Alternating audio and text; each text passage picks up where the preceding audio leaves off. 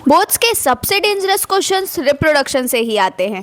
7 minute रुक जाओ, नहीं तो एग्जाम में मार्क्स यहीं से कटेंगे। Hello future stars, welcome back to Krishna tutorials. आज हम लोग क्लास 10th बायोलॉजी का वो चैप्टर पढ़ने वाले हैं जो स्टूडेंट का तो फेवरेट है ही, बोर्ड एग्जामिनर का भी बड़ा फेवरेट है। जीव जनन कैसे करते हैं, यानी हाउ डू ऑर्गेनिज्म रिप्रोड्यूस। तो चलो फटाफट शुरू करते हैं। लेकिन ये चैप्टर शुरू करने से पहले एक बहुत बेसिक सा सवाल, कभी सोचा है कि नेचर में हर लिविंग बीइंग, हर जीव अपनी एक कॉपी मतलब संतान पैदा करने के लिए इतनी मेहनत क्यों करता है? ये लाइफ के सबसे इम्पोर्टेंट प्रोसेस में से एक क्यों है? बहुत ही सिंपल शब्दों में कहें तो रिप्रोडक्शन यानी जनन वो प्रोसेस है जिससे लिविंग थिंग्स अपने जैसे नए लिविंग थिंग्स बनाते हैं, और इसका एक ही सबसे बड़ा मकसद है अपने स्पीसीज को कंटिन्यू रखना ताकि वो खत्म ना हो जाए। अच्छा, अब इस पूरे प्रोसेस के सेंटर में एक सीक्रेट ब्लूप्रिंट है जिसको हम कहते हैं डीएनए। सोचो, ये एक इंस्ट्रक्शन मैनुअल जैसा है। इसमें किसी भी जीव को बनाने की A to Z सारी इन्फॉर्मेशन होती है।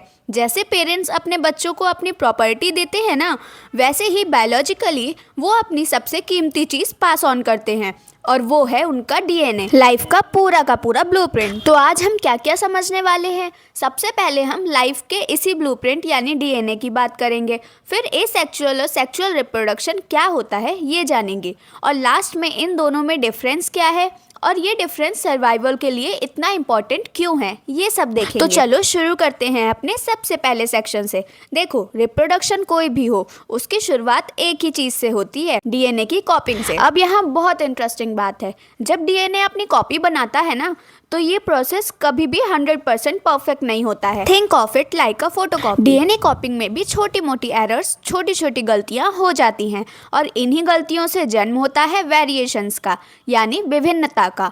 और ट्रस्ट मी, ये वेरिएशन ये बहुत इंपॉर्टेंट है। चलो अब रिप्रोडक्शन के पहले टाइप पर आते हैं, एसेक्सुअल रिप्रोडक्शन यानी अलैंगिक जनन। इसको आप क्लोनिंग भी कह सकते हो, क्योंकि इसमें एक ही सिंगल पेरेंट इन्वॉल्व होता है, और जो ऑफस्प्रिंग यानी संतान होती है वो जेनेटिकली बिल्कुल एग्जैक्ट अपनी पेरेंट की कॉपी होती है। इसका सबसे क्लासिक एग्जांपल जो सबने पढ़ा होगा वो है अमीबा में बाइनरी फिजन। देखो, यहाँ स्क्रीन पर एक पेरेंट अमीबा है। सबसे पहले उसका न्यूक्लियस यानी केंद्रक डिवाइड होता है, फिर उसका साइटोप्लाज्म डिवाइड होता है, और बूम, एक से बन गए 2 आइडेंटिकल डॉटर सेल्स, बिल्कुल एक जैसे।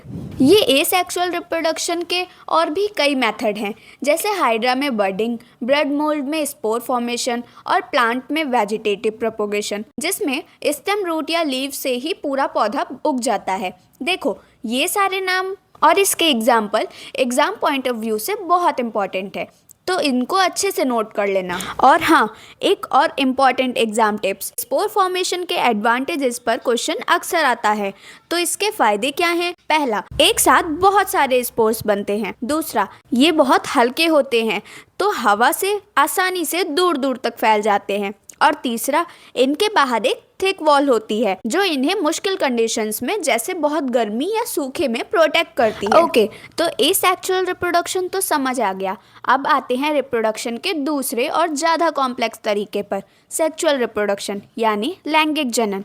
एसेक्सुअल के बिल्कुल अपोजिट, यहाँ 2 पेरेंट्स इन्वॉल्व होते हैं और कुछ स्पेशल सेल्स का यूज होता है जिससे एक यूनिक कॉम्बिनेशन बनता है। ये जो स्पेशल सेल्स है ना, इन्हें कहते हैं गैमेट्स, हिंदी में युग्मक।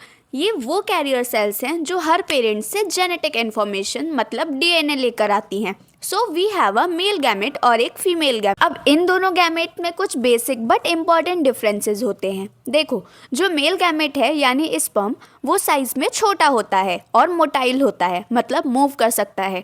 वही जो फीमेल गैमेट है यानी एग या ओवम, वो बड़ा होता है। बड़ा क्यों?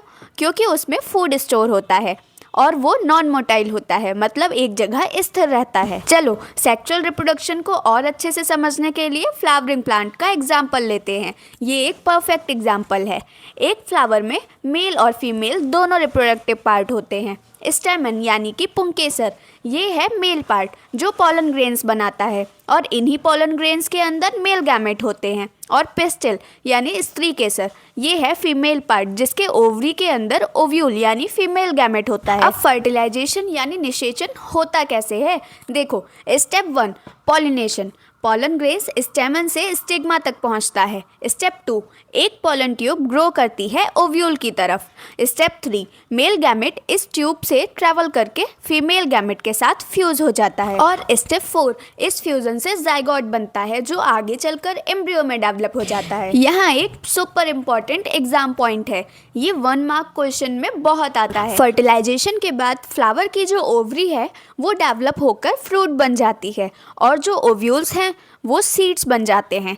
तो अगली बार जब कोई आम या सेब खाओ तो याद रखना कि आप बेसिकली एक मैच्योर ओवरी खा रहे हो। तो ठीक है, हमने एसेक्सुअल और सेक्सुअल दोनों मेथड देख लिए। अब आते हैं अपने फाइनल सेक्शन पर। यहाँ हम इन दोनों को कंपेयर करेंगे और वापस उसी पॉइंट पर आएंगे जो हमने शुरू में उठाया था, द पावर ऑफ वेरिएशन, विभिन्नता की शक्ति। ये टेबल देखो, सारे डिफरेंसेस एक जगह पर हैं। एसेक्सुअल, एक पेरेंट, कोई गैमेट नहीं और ऑफस्प्रिंग में वेरिएशन ना के बराबर, मतलब almost identical. Sexual, 2 parents, gametes बनते हैं और ऑफस्प्रिंग में हाई वेरिएशन होता है, मतलब हर बच्चा एक यूनिक कॉम्बिनेशन होता है। तो अब आता है सबसे बड़ा सवाल, आखिर ये वेरिएशंस इतना इम्पॉर्टेंट क्यों है? नेचर को ये मिक्सिंग और मैचिंग इतनी पसंद क्यों है? इसका जवाब छिपा है सर्वाइवल में, अस्तित्व की लड़ाई में। सोचो, पानी में कुछ बैक्टीरिया हैं और अचानक पानी का टेम्परेचर बढ़ जाता है। अब अगर सारे बैक्टीरिया एग्जैक्टली एक जैसे हैं, मतलब कोई वेरिएशन नहीं है, तो वो सब के सब मर जाएंगे, पूरी स्पीसीज खत्म। लेकिन अगर उस पॉपुलेशन में कुछ बैक्टीरिया ऐसे हैं जिनमें हीट को टॉलरेट करने का वेरिएशन है, तो क्या होगा? बाकी सब मर जाएंगे लेकिन वो बच जाएंगे और फिर वो रिप्रोड्यूस करेंगे और अपनी स्पीशीज को आगे बढ़ाएंगे। तो वेरिएशन एक तरह की सर्वाइवल इंश्योरेंस पॉलिसी है और ये कोट इस पूरी बात को परफेक्टली सम अप करता है। Variation is the raw material for evolution. ये वो डाइवर्सिटी है जो लाइफ को इस कॉन्स्टेंटली बदलती दुनिया में सर्वाइव करने का मौका देती है। तो आज हमने क्या सीखा? रिप्रोडक्शन के 2 मेन तरीके हैं, एसेक्सुअल जो फास्ट और सिंपल है और सेक्सुअल जो वेरिएशन पैदा करता है। और यही वेरिएशंस किसी भी स्पीशीज को बदलते एनवायरनमेंट में सर्वाइव करने में हेल्प करते हैं। अब मेरा आपसे एक सवाल है, अगर किसी भी स्पीशीज का अल्टीमेट गोल सर्वाइवल ही है तो उसके लिए बेहतर स्ट्रेटेजी क्या है?